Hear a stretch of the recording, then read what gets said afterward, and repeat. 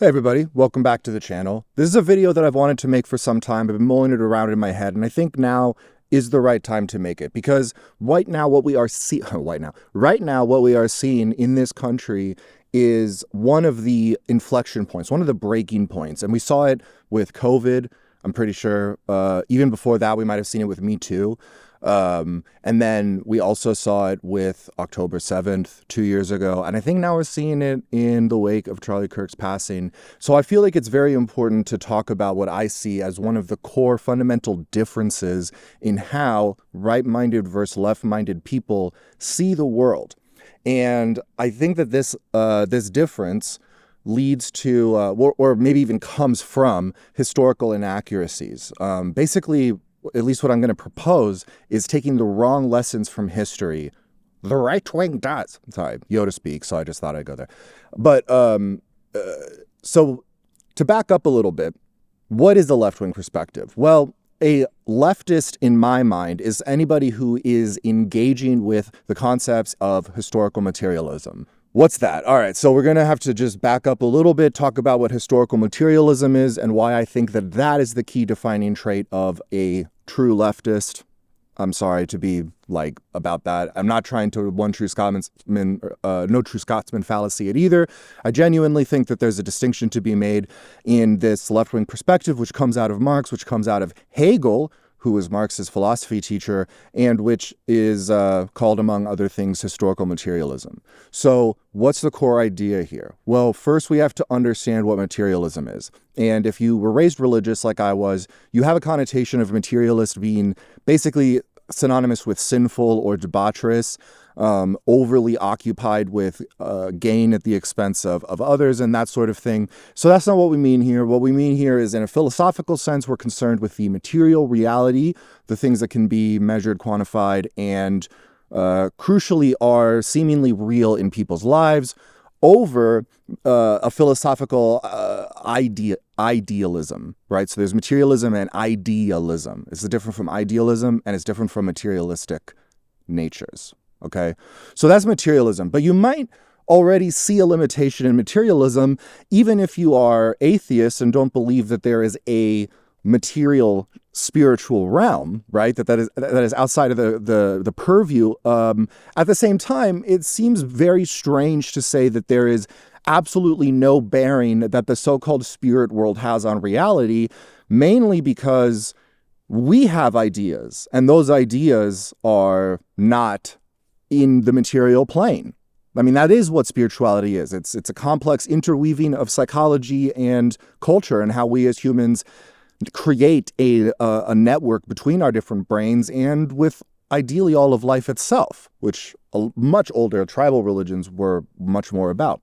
So anyway, that's the limitation, right? That there are ideas, that there are things that influence the material world other than just things that can be directly measured, quantified, etc.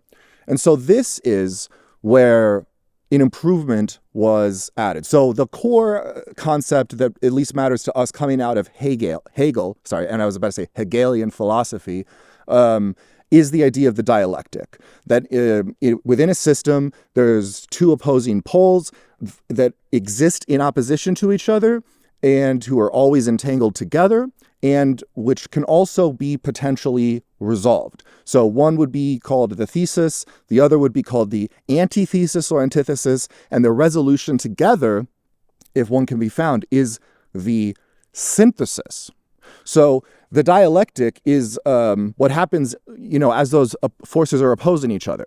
And so dialectical materialism is an analysis of what's going on materially, but also how that material nature is interacting with the ideas that are present, and also ideas that can push the material world into something that can be, right? And as this process back and forth between the ideas and what's actually real and or achievable and or just happens, as this complex interweave happens over the course of history, that, my friends, is historical materialism. So what I mean when I say that this is the true leftist ideology, if you will, anyway, but when I say that a true leftist is somebody who is a historical materialist, what I'm saying is that a leftist is not somebody who is just pontificating about the universe. The true leftist is one who is deeply concerned with analysis and history and being able to put together a true systems level analysis of everything that's going on, right? So one thing that is very, very common in opposition to this on the right is a feeling that the world is segmentable, compartmentalizable, that what happens in one country doesn't have to affect what happens in another country, that what happens in one household doesn't have to affect what happens in another household, that in fact we as atomized individuals have a certain moral obligation simply to ourselves, separate from things around us. And so this is not true. And we know that it's not true because big companies who care about what's real and what's not real in order to make them money created systems dynamics at MIT and hired systems dynamicists to help them figure out how to run their businesses better. And the core fundamental axiom of systems dynamics is that if you don't like the behavior that you're observing, don't blame the person, ask what's going on in their environment that's making that behavior a rational decision for them. This is what people who are actually in those big think tanks, this is what they're trying at least to do, to analyze. So the lessons that come down to us plebes about individual this and responsibility that are actually just, what would be the word? Brainwashing, marketing, deception, because it's not what the ruling elite actually believe about the world. So this is the thing about the leftist critique. The leftist critique is going to be of the system overall. And so you can play games where you point at this or that, but at the end of the day, things that exist or things that come out of the historical materialist frame are not random. So you might think, for example, in my previous videos where I was talking about the definition of socialism being workers owning the means of production, that's the core of what it is. You might think that that is a little bit random. You might think that out of all of the possible combinations of things, that is a weird thing to get hung up on or something like that. But it is actually a logical conclusion of the Hegelian dialectic that Marx identified within capitalism of worker and owner. And this relationship exists in every single country to this day. China, by this definition, is absolutely still capitalist because it has employers and it has employees. It has owners and it has workers. Now, this is the fundamental dialectic. Now, the reason why it's such a fundamental dialectic is that the goals and the desires of each of these groups are fundamentally, categorically opposed, mutually exclusive. So the workers are always going to want more pay for less work, and the owners are always going to want of their workers more work for less pay, right? So the entirety of the enterprise is a constant battle between these two forces, the thesis of the worker, so to speak, and the antithesis of the owner, so to speak. But what would their synthesis be? How would you resolve the conflict? Well, you would make those two groups one and the same. You would have the workers and the owners be the same. The workers would own the means of production. So this idea does not come from thin air. This idea comes from a very grounded material, but dialectically material analysis of the state of capitalism, what it offers, the world that it came out of in feudalism, this is the historical part, and what it means going forward. And crucially, the systems level analysis of capitalism is that it's unstable, that it leads to collapse, that it's basically a cancerous growth that overtakes and subsumes what it touches. And this, again, isn't even leftist thought exclusive. This is systems thought, because the very people who were first tasked by ExxonMobil, I believe it was, back in the 70s, it could have been BP, I don't remember which was the actual first one. They were very close to each other. And they were wondering what the long-term effects of fossil fuels was going to be. And in their report, the scientists said, possible civilization collapse if this continued. So this is not, again, coming out of thin air. This isn't even hyperbole. This is fundamentally the core problem here. And of course, it's terrible when people die young because they didn't have access to healthcare, die young because they were overworked. It's terrible when people aren't able to live their best life because of the unequal distribution of access to resources and all of that. That's all great humanist sort of stuff. But if your critique of socialism is that it's too involved in humanitarian ideas or too involved in overly sympathetic empathy, like taking care of people who won't take care of themselves, that isn't even the most core critique of capital or the most core aspect of what socialism proposes. Because the core critique is that the whole thing is prone to collapse. The entirety of possibility of life on this planet, right? That's way bigger, needless to say, than just, whether some people are homeless or not, although that's also important. The thing is that if society were organized in a way where there is more equitable access of distribution of resources, there are some things that slow down, but then that means we don't have plastic building up in the ocean. That means we don't have runaway greenhouse gases in the atmosphere. That means that we don't have ever dwindling usable land, both for growing agriculture and raising, crops and everything, but just to store all of the people that we're keeping alive through modern medicine and the supply chain to, basic calories in the first place, right? So what is the historical materialists' answer to this problem? Well, it's that we have to introduce factors into this system that significantly curb the overproduction and significantly claw back the ownership over the world that we as humans intrinsically have a small slice of the pie of to begin with, just by virtue of being here, right? So all of this stuff is very, very clear. The only thing that, might be tough for a conservative-minded person to wrap their head around is just the theoretical aspect of it. Of course, you have to be able to, think in that slightly more abstract way, but it's an abstract way that it's more accurate of a representation of what's going on, at least I believe. That's what I'm saying.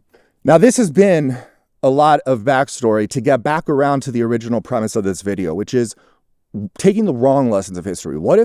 Because the thing is, if you are a historical materialist and you learn stories, for example, how horrible the African slave trade was, how horrible the conditions were, and how necessarily unstable that was, because even the slavery that existed before was not so overwhelming, was not so brutal, was not so totalitarian, was not so endless for your children and your children's children's forever.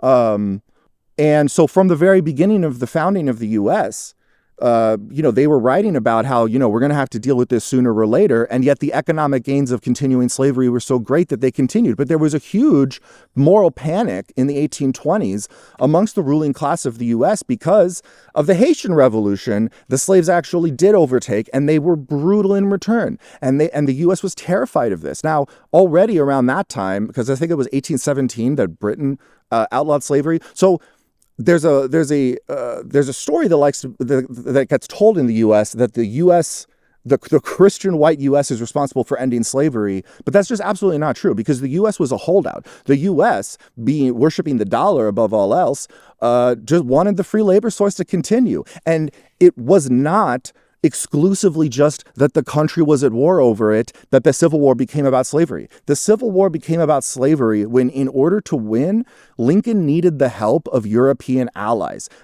who were a little bit sketched out about giving money to a bunch of racist slave owners. So he made the war be about freeing slaves in order to get enough support from the European countries in order to preserve the Union. This is all what he wrote. You can look it up. So a historical materialist hears this story and they're like, that's fucked up intrinsically. So fucked up that even the society that it created, whatever its merits, probably doesn't even deserve to exist, let alone be venerated. And how we go about changing that doesn't have to be destructive. It can be cooperative. But it has to change, right?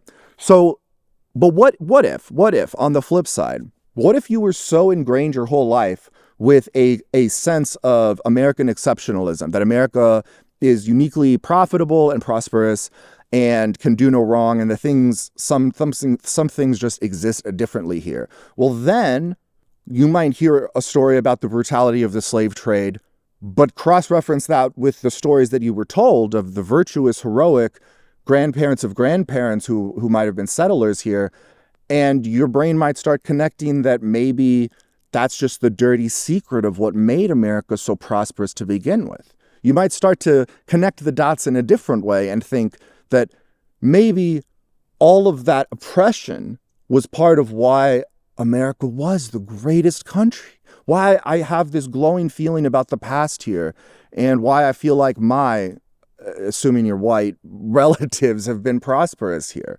Then maybe no amount of story, maybe even the worse the story you hear, the less inclined you are to do things about it, because the more you think, oh, the worse the better, basically, right?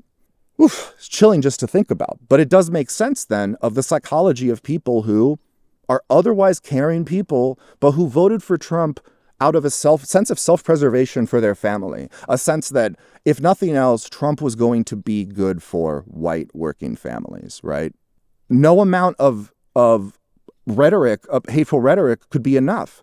It would ever be enough because of the stories that have already been told and how those stories have been misinterpreted as being the zero-sum game that life is presented to be by the right. Well, then there's just a paradigm difference that you can't come together on, right? So let's say you feel this way. You're watching this video and you might be expecting me to stop here and say, yep, and that's why we're never going to be able to get along. But I actually want to fill you in a little bit because it is a misinterpretation of the history, and I can explain to you very clearly why. The thing is, first of all, is that this was always an explicit campaign. This was, but like literally, when we're talking about the 1800s, and we're talking about especially not the earliest wave of immigrants, which would have been middle-class people from England. They were talking about like the 1600s. They would have come over. They would have actually had a chance to live something that we might call mercantile socialism, where it's one person owning their own business. They own their own means of production. That's why I've been attracted to freelance, although I didn't know that, I wouldn't put the labels to that until much later. But yeah, that's like the microcosm of socialism, right? One person owns their business and they work it, right? And that's what a lot of people had the opportunity to do. You could apprentice, and then you could become a master at a skill, and then you could own your own tools, and then you could do that. And that was what it was for a long time, which, was great for those people. Meanwhile, a bunch of other people are getting murdered, slaughtered even, brutally. And anyway, so the thing is, though, is that the few people who owned capital, the people who were basically the lords and nobles of yesteryear, who now in the new capitalist system still have a leg up and are like looking to expand their capital ownership. Well, they realized there was a hack. They realized they could create this thing called racism, essentially. Racism basically didn't exist before. It was so nationally bounded and tribally bounded. Kind of hard for us to conceptualize today, but racism definitely not as old as sexism, which goes back easily 6,000 to 9,000 years. But what they realized is that if they could convince white workers, or the secondary wave of white workers, not your English, but your Germans, right? Then if you could convince them that it is a zero-sum game, that if they see people doing worse than them, that means they are doing better, well, then you don't actually have to treat the white workers any better. All you have to do is suppress the non-white workers even more, and the white workers will be satisfied because they're at least not doing as bad. Now, does this sound familiar? Does this sound familiar to how people talk? This has been explicit strategy for 200 to 400 years. All right. So that's first of all. But let's say you're the intellectual. You're the type of person that thinks that socialists just don't understand the economy. Damn it. Well, listen. When people are kept suppressed, they are not active, even within the rules of the game, market economy, capitalism, that whole thing.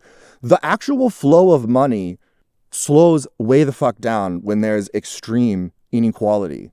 All right, I'll link to a Gary's economics video where an experienced trader goes over this exact concept. But when all these people are being kept down, you might recognize the resources, the apparent resources that seem to exist under that state as being very limited and being artificially, or having artificial scarcity and zero-sum game element to it because of supply and demand. However, what you're not actually seeing is the total prosperity of the human race, which is much, much, much, much greater. Now, how do I know that the prosperity of the human race is much, much greater than what we see under exploitative conditions? Well, the reason why I know this is because of shows like The Sopranos and Breaking Bad and Mad Men and a million other shows that all tell the same tale that we see represented in real life with gang violence and with brutal takeovers from CIA-funded rogue military groups and from manufactured consent for wars and bombings in the Middle East and all of the chaos that ensues from that. One act of violence has a ripple effect of additional harm, and is much, maybe an order of magnitude, some much exponentially larger factor of effort has to be put in to undo the negative effects of violence compared to the effort that was put in to doing it in the first place. So destruction does not take and redistribute things that exist.